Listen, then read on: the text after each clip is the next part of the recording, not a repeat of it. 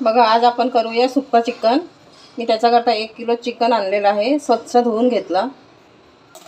आता त्याला आपण मॅरिनेट करून घेऊया। त्याच्याकरता आपण दही टाकून घेऊ। 1 चम्मच हळद टाकून घेऊ आणि थोडंसं मीठ टाकून घेऊया। छान प्रकारे मिक्स करून 20 मिनिटं आपण मॅरिनेट होण्याकरता ठेवून देऊ। 20 मिनिटं झाकण ठेवून आपण मॅरिनेट होऊ देऊया। चिकनच्या भाजीचा वाटण्याकरता लागणारं साहित्य: लसूण, खोबरा भाजून घेतलेला आहे, जिरा, आलं घेतलं आणि कोथिंबीर। थोडंसं भांड्यात टाकून आता आपण वाटण करून घेऊया। लसूण, खोबरा, जिरा, आलं आणि कोथिंबीर।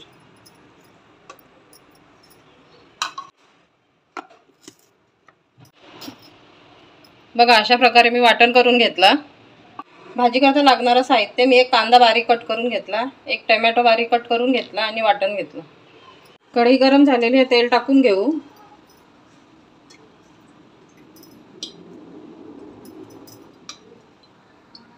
तेल गरम झालेलं आहे, कांदा टाकून घेऊया।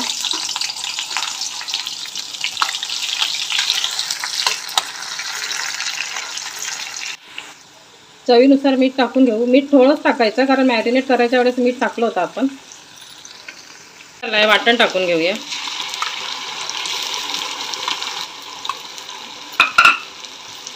छान प्रकारे मिक्स करून घेऊ आणि सर्व मसाले टाकून घेऊया। 1 चम्मच हळद, 3 चम्मच मिरची पावडर, 1 चम्मच धना पावडर, 1 चम्मच जीरा पावडर, 1 चम्मच गरम मसाला। सर्व मसाले मिक्स करून घेऊया आणि बारीक चिरलेला टोमॅटो टाकून घेऊ।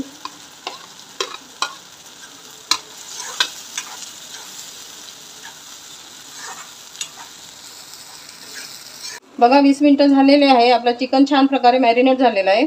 आता आपण भाजीत टाकून घेऊया।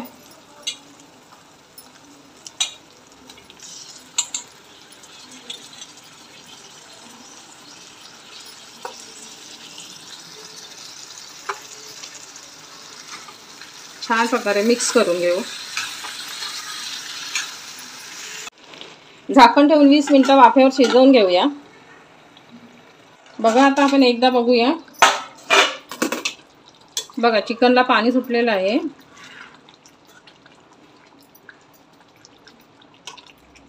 झाकण ठेवून अजून 10 मिनिटं आपण शिजवून घेऊ।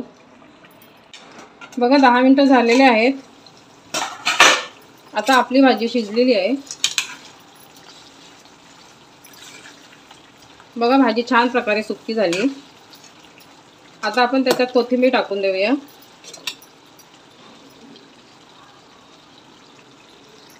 बघा चिकनची सुक्की भाजी खाण्याकरता तयार झालेली आहे।